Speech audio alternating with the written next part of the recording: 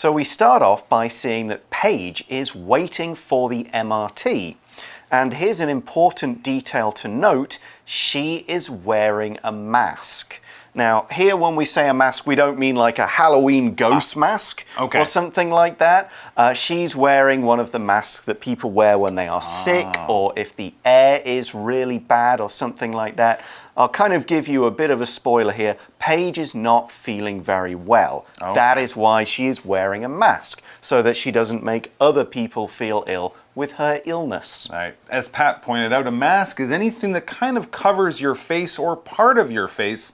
That's why we often use another word or an adjective, a surgical mask.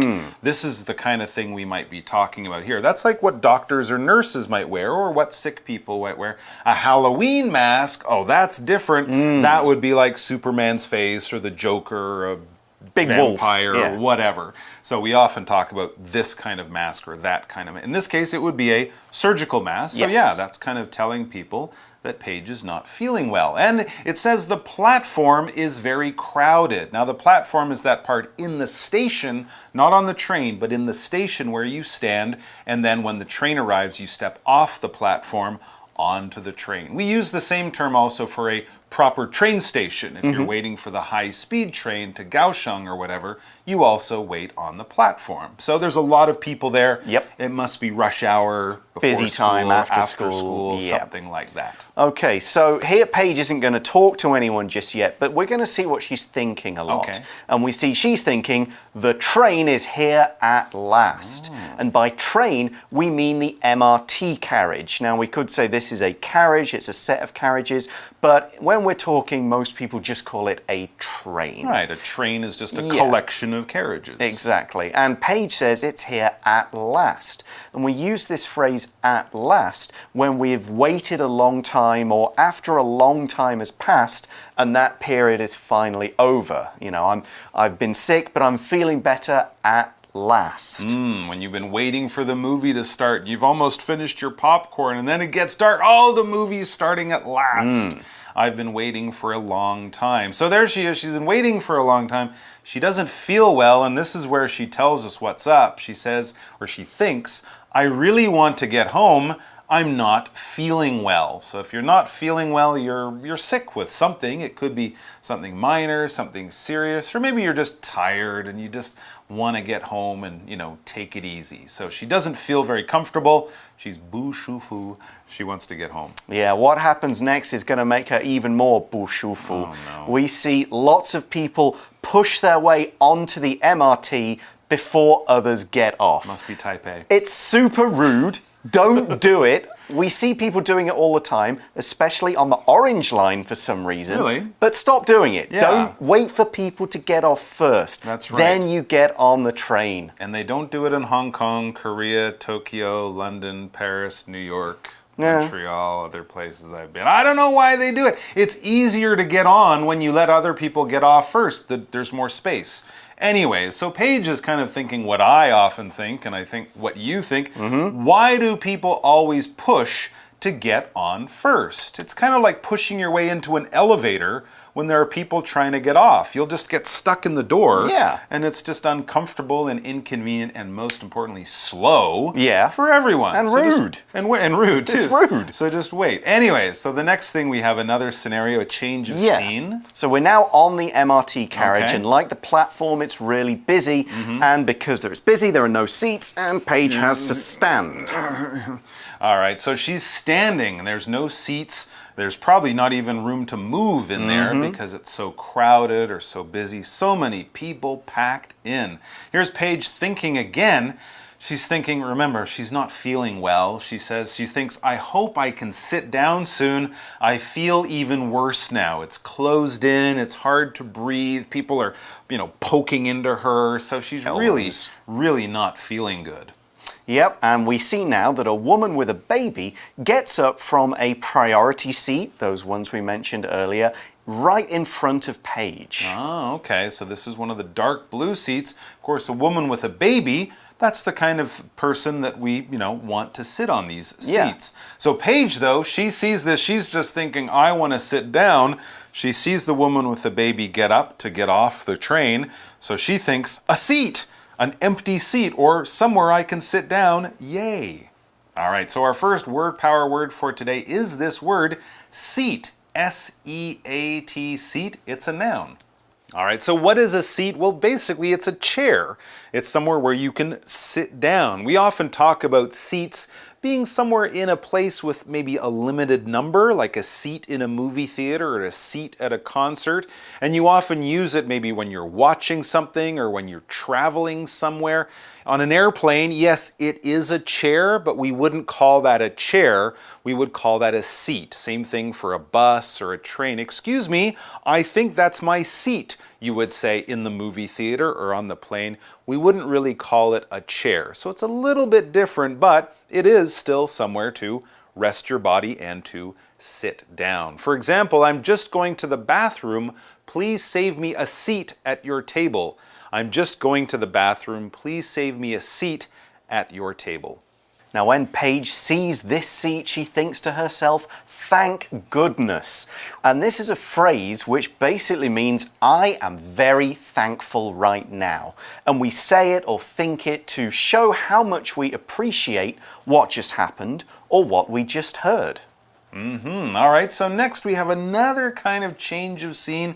There's this seat. So what has Paige done? Well, it says Paige sits on the seat and closes her eyes to rest. She's not feeling well, but now she can sit down, take a load off, relax a little bit, and hopefully start to feel a little more comfortable. But just then... Yes, we see a middle-aged woman talks to Paige, but Paige doesn't realize it because she's almost asleep. Oh, what does the middle-aged woman say? Well, she hears this voice, but Paige isn't paying attention. But the middle-aged woman says, excuse me. All right, she doesn't say, excuse me. She probably says it in a slightly angry way, excuse me. And this phrase basically means, pardon me. We sometimes do use it to apologize. Excuse me for bumping into you. I'm sorry, something like that. But we can also use it, like the woman is in this situation, to get somebody's attention. Hey, look over here. Pay attention to me. It could be a polite way in a restaurant. You might say, excuse me, if you want to get the waiter's attention.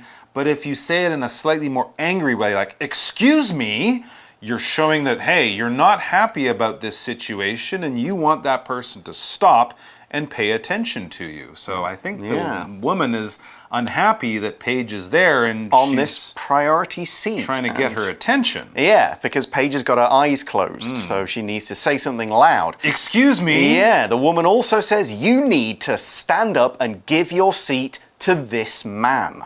That's right. So now Paige figures out, oh, this person must be talking to me. So in the picture, we see that Paige opens her eyes. Now she sees the woman, she sees the man that she's talking about, but she still doesn't fully understand what's this lady talking what's about? Going on? What's so going she on? says, huh? What's that? And the woman repeats herself. She says, yes, I'm talking to you, young lady. All right, so the next power word we have is this adjective young. Y-O-U-N-G, young.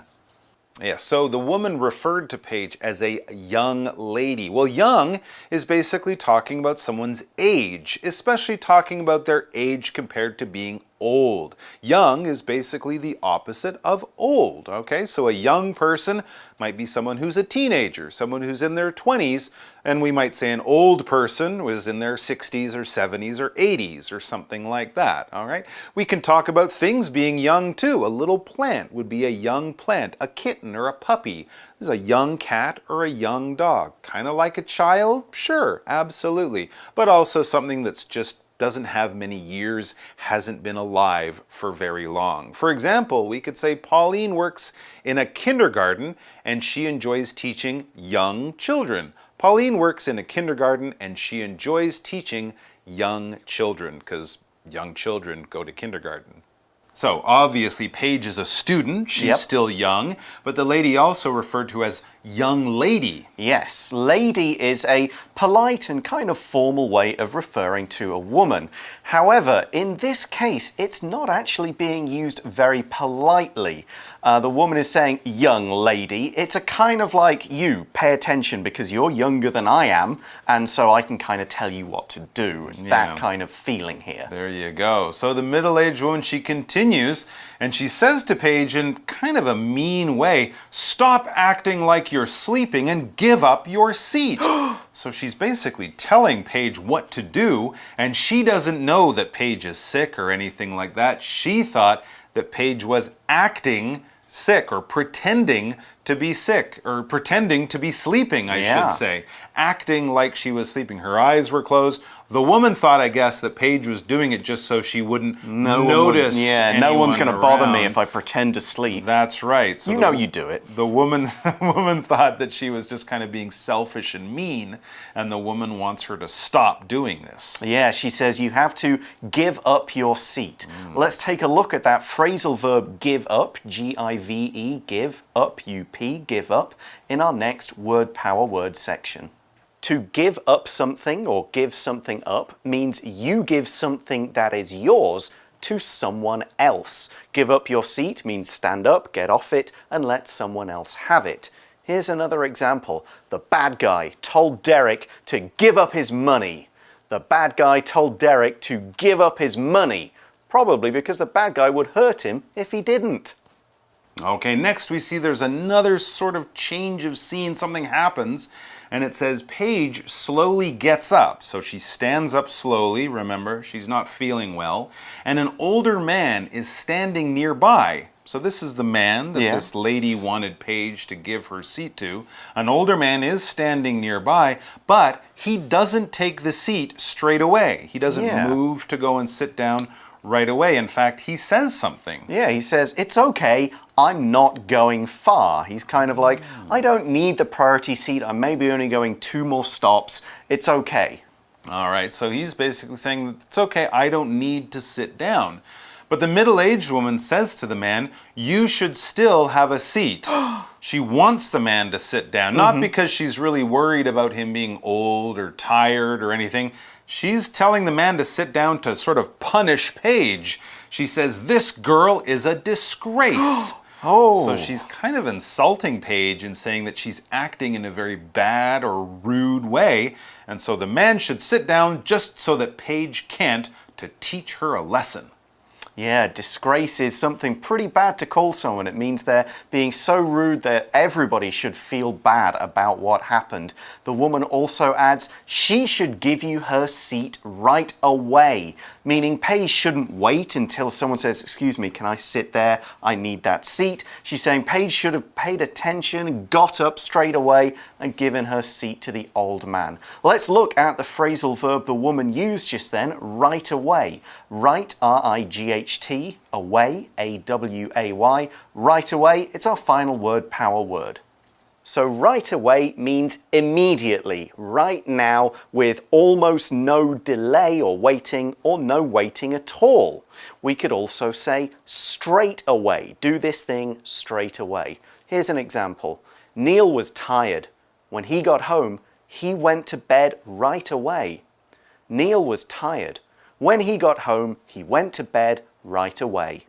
Oh, so Paige stands up, and now she's feeling a little bit, well, embarrassed and probably angry too, because this woman is just making this into a big problem.